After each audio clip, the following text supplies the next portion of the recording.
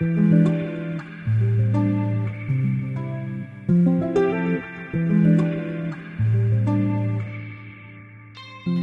dans Sacrée Sexualité, le podcast où on parle de sexualité, mais pas comme à la télé.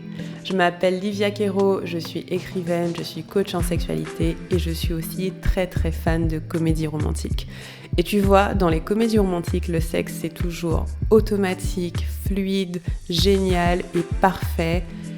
Et ça ressemble pas trop à la réalité. On ne nous montre pas tous les moments maladroits, compliqués, qui sont durs à naviguer. Et on ne nous montre pas non plus toute la dimension magique, sacrée de la sexualité qui va bien au-delà de mélanger les corps.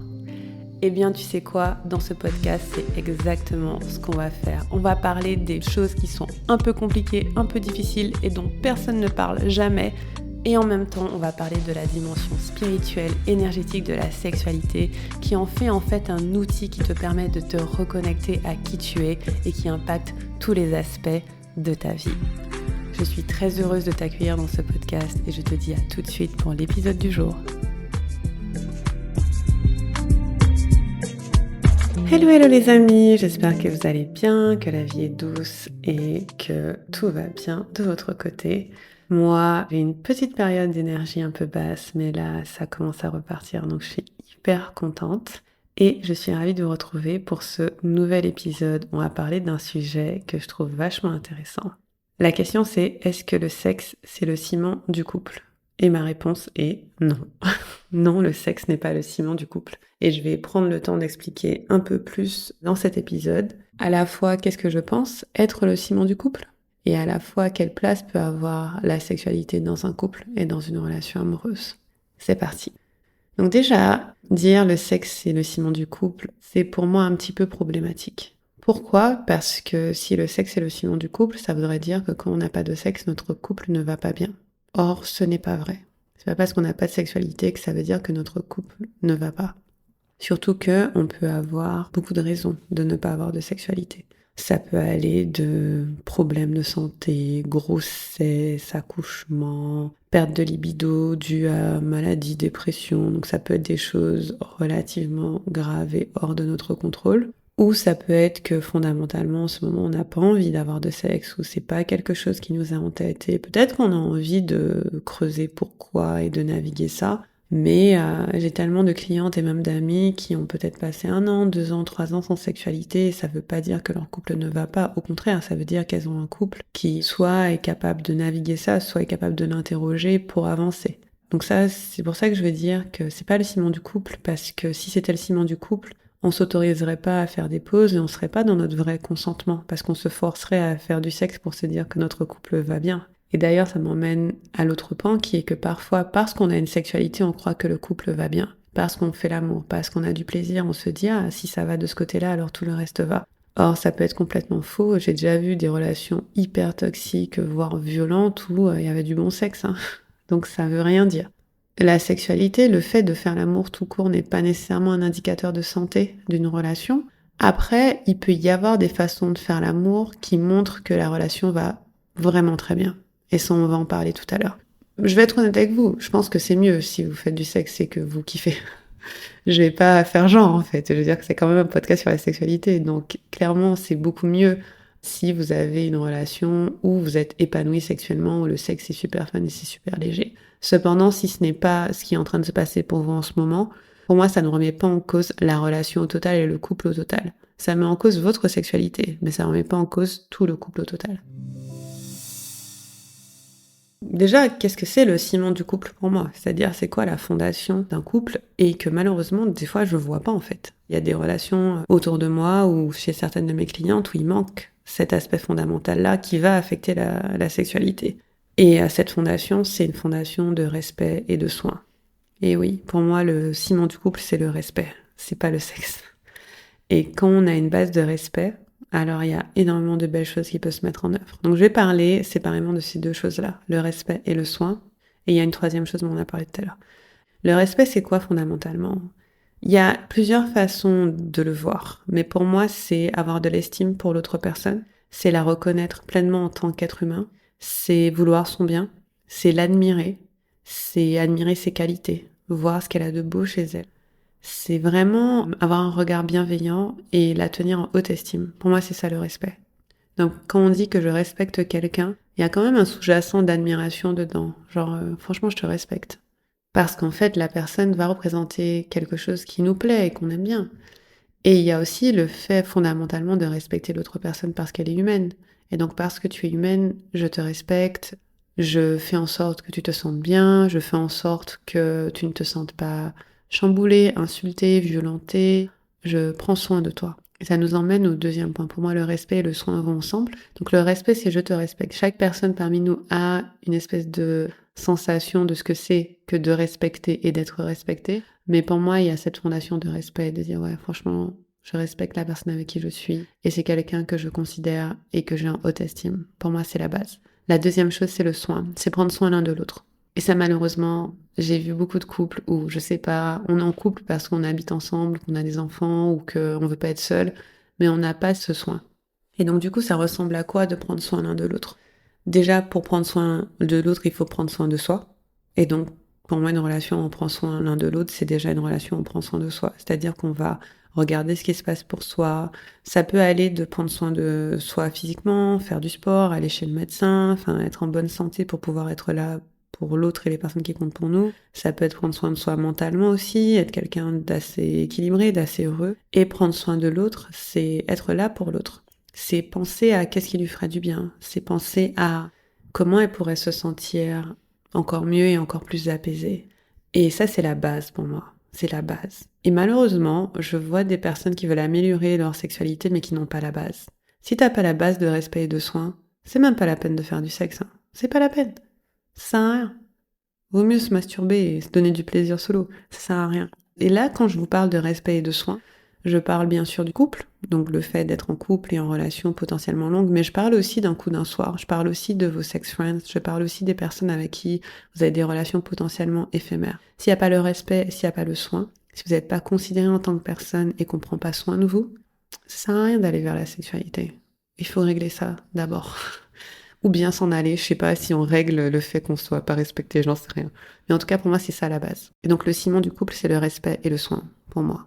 Après, on peut développer, il y a une certaine amitié, une certaine légèreté, il y a tout ça, mais pour moi, c'est le respect à la base. Parce qu'il y a des fois où, franchement, on s'aime pas forcément. Il y a des fois où on va être gavé par l'autre, on va être énervé, il va nous saouler, mais on le respecte. Donc ça, c'est pour moi la base. Et l'autre chose que je considère être vraiment important, c'est de faire équipe. De ne pas être l'un contre l'autre, mais d'être l'un avec l'autre. Et ça, c'est la même chose. Que vous soyez en couple, marié depuis 50 ans, ou que vous ayez un sex friend, vous êtes pas l'un contre l'autre. Sinon, ça sert à rien, encore une fois, d'avoir une intimité. L'intimité, c'est quelque chose qu'on partage, donc on doit avoir une sensation de collaboration et de coopération. Je veux dire, on met littéralement notre corps entre les mains de quelqu'un, enfin, c'est pas du tout anodin. Et donc, pour moi, cette sensation d'être en équipe, c'est se dire que, ok, s'il y a un conflit entre nous, s'il y a un truc qui frotte, s'il y a un truc qu'on comprend pas, qu'on n'arrive pas à résoudre, on se dit pas, ah, c'est ta faute, ah, c'est ma faute. On regarde ensemble tous les deux comment on peut avancer. Et toujours avec ce respect, ce soin, cette bienveillance et cette fondation de, on est ensemble en fait.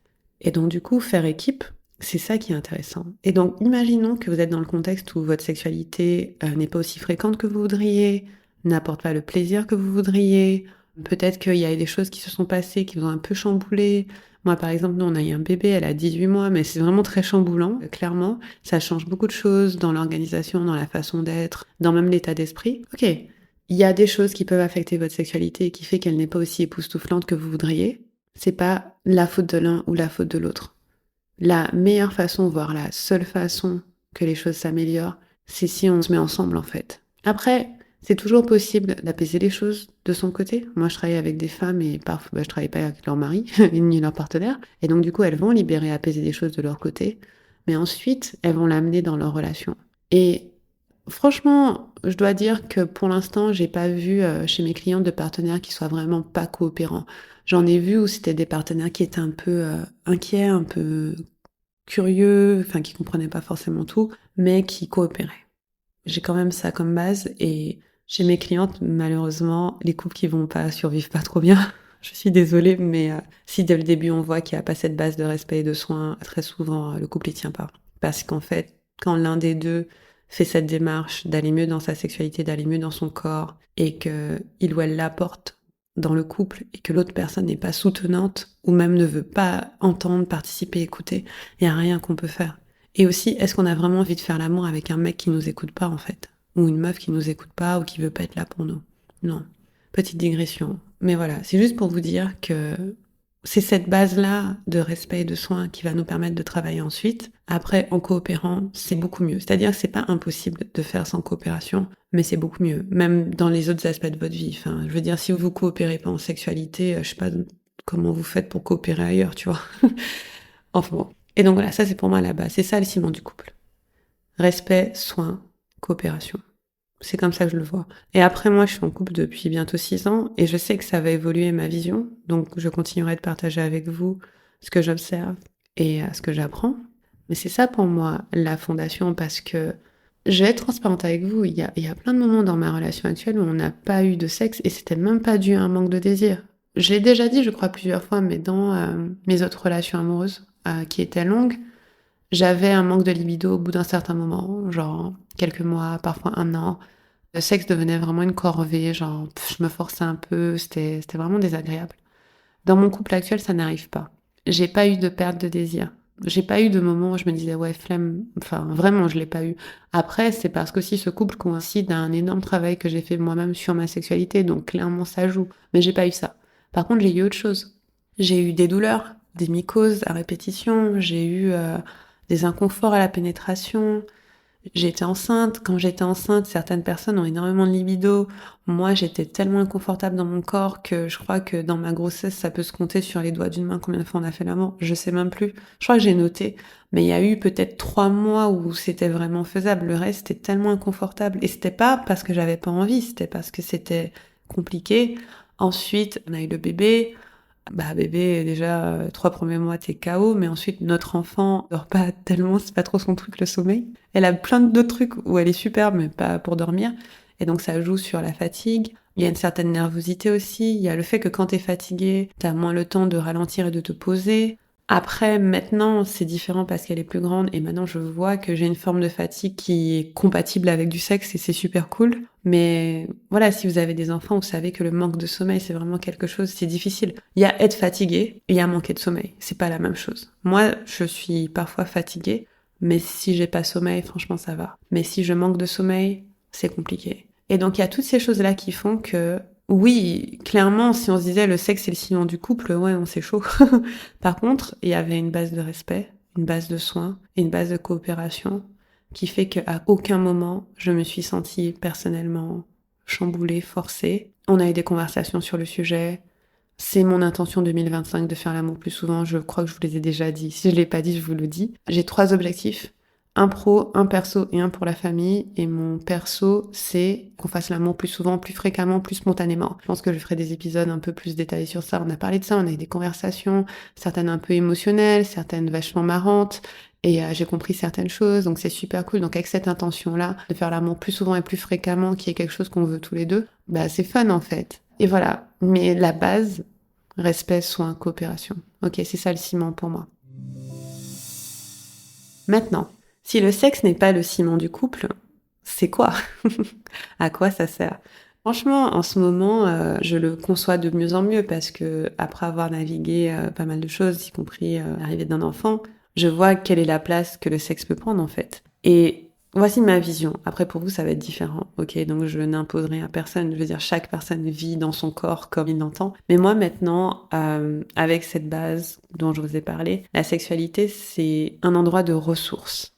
C'est un endroit de fun, c'est un endroit de légèreté, c'est un endroit de joie. Je dirais pas que c'est la cerise sur le gâteau, parce que c'est quand même une grosse part du gâteau. Je dirais que c'est pas du ciment, mais c'est du lien. La vision que j'ai, je pense pas que c'est une bonne métaphore, c'est que, ok, vous avez un mur, je sais pas, un mur de salle de bain. La fondation, c'est les parpaings, les briques, le ciment, etc. Donc ça, c'est nos fondations, le respect, tout ça, c'est ça. Et puis après, vous mettez des carreaux dessus, et c'est trop joli. Et pour moi, le sexe, c'est les joints entre les carreaux. C'est ça pour moi. C'est ça qui fait que votre relation, elle est non seulement solide, mais aussi elle est belle, elle est joyeuse, elle est fun. Parce que on peut avoir un couple sans sexualité et c'est super fun. Ok, je vais pas mettre ça de côté. On peut avoir un couple sans sexualité et ça reste fun. Mais quand on a de la sexualité par-dessus, ça crée une connexion, une belle sexualité, hein, pas une sexualité forcée que vous aimez pas, ok? Mais quand on a une belle sexualité par-dessus, ça crée une connexion, ça crée une légèreté, ça crée du fun. C'est marrant. Enfin, je veux dire, nous, avec mon chéri, on rigole vachement au lit. Désolée, j'ai un petit veau dans ma cour. Enfin, pas dans ma cour, dans la pampa là. Et donc, des fois, il y a des petits bruits. Donc, je sais pas si vous l'entendez, mais je préviens. Parce que j'habite en pleine campagne. Bref. Et donc, il y a ce truc où c'est trop marrant et des fois vous êtes fatigué, le corps est un peu là, vous n'avez pas forcément sommeil, vous êtes fatigué, puis vous avez une bonne séance de sexe et c'est fun, vous rigolez bien, vous avez 1, 2 orgasmes, 3 orgasmes peut-être. C'est marrant quoi. C'est ça en fait que moi je voudrais pour vous et comme ça que je vois la sexualité. C'est ce truc ressourçant, comme quand on passe un bon dîner avec les copains et qu'on rigole, comme quand on regarde un bon film, comme quand on fait un super voyage. Pour moi, ça rend la vie belle, en fait. Et honnêtement, je voyais pas du tout ça comme ça avant. Avant, franchement, si on m'avait dit, Livia, franchement, t'es plus obligée de faire l'amour, c'est bon, j'aurais dit, ok, cool, merci, tu m'enlèves une épine du pied. Pourquoi? Parce que le sexe que j'avais avant n'était pas agréable quand j'étais dans mes précédentes relations.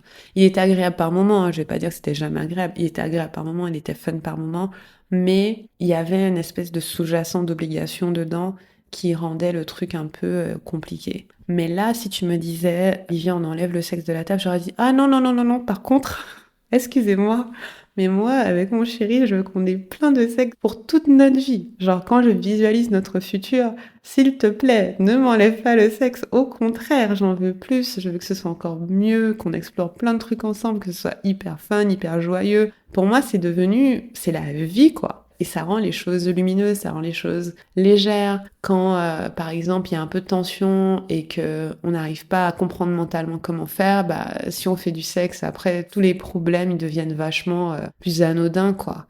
Attention, je rappelle qu'il y a une fondation quand même, hein. C'est pas genre on va pas masquer des problèmes très très importants avec du sexe, c'est pas ça. Je vois que des petits désagréments du quotidien, ben quand on a du sexe, ça se libère parce qu'en fait, il y a tellement de bonnes endorphines, il y a de la dopamine, il y a des bonnes hormones qui ont lieu pendant le sexe et puis ça peut nous relaxer. Donc c'est comme ça que je le vois moi. Je le vois comme une ressource. Je le vois comme une activité que vous faites ensemble et qui vous fait du bien. Ça fonctionne que si le sexe c'est agréable pour vous. C'est-à-dire que si vous trouvez qu'à ce stade, la sexualité que vous avez ne vous convient pas, vous avez peu de désir, vous n'êtes pas attiré ou intéressé, ça c'est une chose qu'il faut aller regarder. Et j'ai fait plein d'épisodes sur le sujet. Donc ça c'est une chose qu'il faut aller regarder. Je pense que vous pouvez commencer par poser une intention et une vision d'avoir une belle sexualité, d'avoir une sexualité qui soit légère, qui soit fun, qui soit épanouissante et qui vous fasse du bien, qui vous apporte dans votre vie, qui soit du bonus dans votre vie. Si c'est pas encore le cas aujourd'hui, vous pouvez poser ça comme intention. Et d'ailleurs, j'ai ouvert des places en coaching privé. Je prends très peu de personnes, je prends 4 personnes. Si vous êtes une personne qui est prête à s'investir dans sa sexualité pour vraiment la transformer, en faire quelque chose de beau, de joyeux, de magnifique, que vous soyez célibataire, que vous soyez en couple, le coaching privé peut vraiment vous aider parce que vous avez moi, Livia, qui travaille personnellement avec vous. Et je le fais avec très peu de personnes. Comme je vous disais, je prends que 4 personnes. C'est très différent que de travailler dans un groupe où là, même si je suis très proche quand même de mes clientes, j'ai pas ce suivi personnel jour après jour. En travaillant en individuel avec moi, vous avez un suivi qui est personnel jour après jour. Vous pouvez m'écrire, vous pouvez me faire des audios et je vous réponds. Et on peut vraiment construire quelque chose de beau et de puissant. Le lien, c'est liviakiro.com/diva-coaching. C'est dans mes notes, de toute façon, vous le trouverez. En tout cas, pour revenir à ce que je disais, si vous sentez qu'aujourd'hui, la sexualité n'est pas comme vous voudriez, c'est pas une fatalité, ok, c'est pas cuit. C'est juste une question de poser une nouvelle vision, poser une nouvelle intention.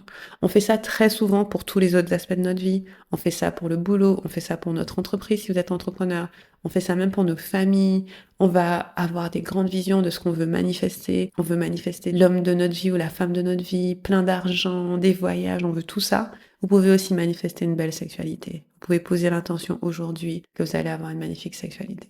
Donc voilà, pour moi, le sexe, c'est le lien, on va dire. C'est la ressource, c'est le truc qui rend les choses tellement plus joyeuses et fun et légères. Et c'est cool, quoi. Je veux dire, on a des corps qui sont faits pour le plaisir. Tout notre corps est orgasmique. De la tête aux pieds, on peut ressentir du plaisir. Quand on le partage avec quelqu'un, Ce qui est cool, c'est que quand on le fait solo, on peut découvrir beaucoup de choses sur nous et aller profondément dans certaines sensations. Et quand on le partage avec quelqu'un, on peut avoir de la surprise. Parce que l'autre personne n'est pas exactement comme nous. Cette personne va nous emmener à des endroits où nous-mêmes, nous ne nous serions pas emmenés. OK? Et c'est marrant. Par exemple, votre partenaire peut vous faire des propositions auxquelles vous n'auriez pas pensé. Vous pouvez vraiment créer quelque chose de beau ensemble. Et c'est ça pour moi le sexe. Le sexe, c'est une ressource. Le sexe, c'est de la joie, c'est du plaisir, c'est du fun, c'est du liquide dans le corps. Je sais pas comment dire, ça circule, c'est super fun. Et c'est ce que je souhaite aussi. Donc, pour récapituler et conclure, non, le sexe n'est pas le ciment du couple. C'est pas parce que vous n'avez pas de sexe que votre couple ne va pas bien. Il y a plein d'autres ingrédients. Et le plus important, c'est de bien gérer vos fondations et que vos murs sont solides. Ok? Par contre, le sexe, c'est super bien quand on le fait pour des bonnes raisons et qu'on a envie et que on explore à deux et qu'on est curieux. Parce que, tu vois, je me dis, on est sur Terre pour un temps limité, tous et toutes, et on nous a donné sous les mains l'une des choses qui peut nous faire vivre les meilleures expériences. Ce que vous ressentez quand vous avez du plaisir sexuel, vous avez besoin de rien pour le ressentir. Vous avez besoin de vos deux mains à la rigueur, parfois d'un peu d'imagination. Si vous êtes à deux, vous êtes à deux, vous vous mélangez. Vous pouvez faire à trois ou quatre si vous voulez aussi. Et en fait, je ne sais pas quel est le plan divin qui fait que c'est comme ça, mais on nous a donné rien que là en nous, juste là, de quoi vraiment kiffer la vie, quoi.